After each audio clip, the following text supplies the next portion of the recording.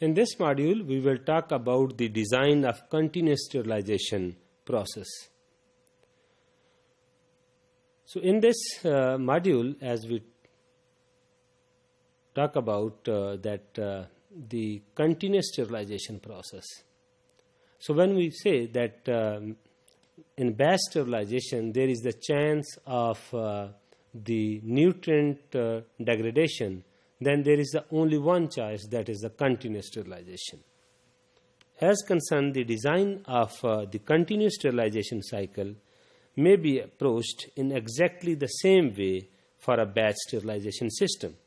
So the continuous system includes the time period during which the medium is heated to the sterilization temperature. So the holding time at the desired temperature and the cooling period to restore the medium to the fermentation temperature. The temperature of the medium is elevated as compared to the batch sterilization. So in continuous sterilization, the temperature of the medium is raised in a continuous heat exchanger and is then maintained in an insulated serpentine holding coil for the holding period. So the length of the holding periods is dictated by the length of the coil and the flow rate of the medium. So the hot medium is then cooled to the fermentation temperature using two sequential heat exchangers. The first utilizing the incoming medium as the cooling source, thus conserving the heat by heating up the incoming medium. So these are the two lines. So if in a continuous process there is a heat exchanger just for keeping the holding time and the temperature, so the medium coming for the sterilization, so if that the same medium is utilized just for the cooling down that medium, because if we say that 121 degree or a 131 degree Celsius temperature is required for the sterilization, so if the fermentation temperature is 30 degrees Celsius, we have to cool down that medium. So the normal medium which have to sterilize, that gradually increase in a first step, but that is a very little. So the same medium can be utilized for the cooling purposes. So this is the advantage of the continuous process. So that the measure of that is the utilization of the higher temperature, thus reducing the holding time and then the degree of the nutrient degradation. So the required del factors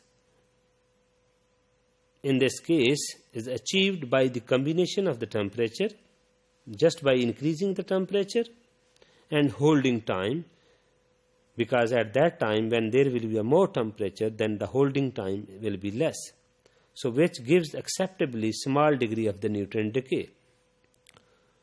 So in this slide you can see that the del factors for the example sterilization was 45.7 and the following temperature time regimes were calculated to give the same del factors.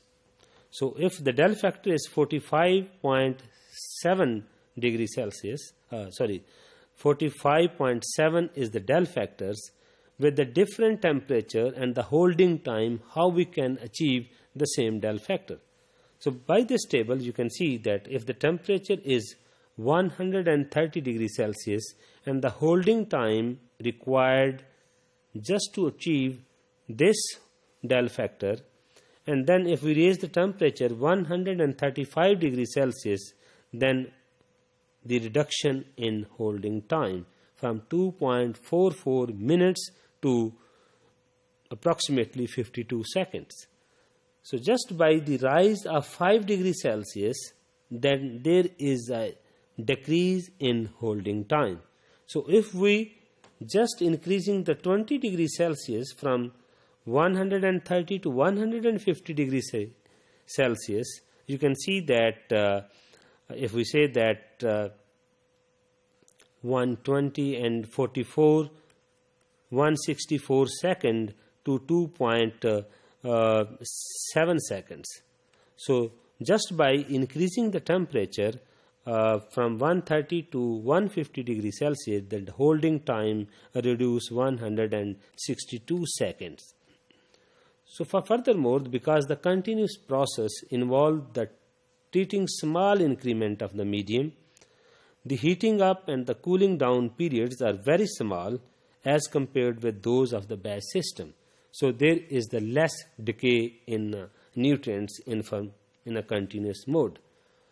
So in this continuous sterilization process of the medium, there are the two types which may be used for the treatment of the fermentation medium.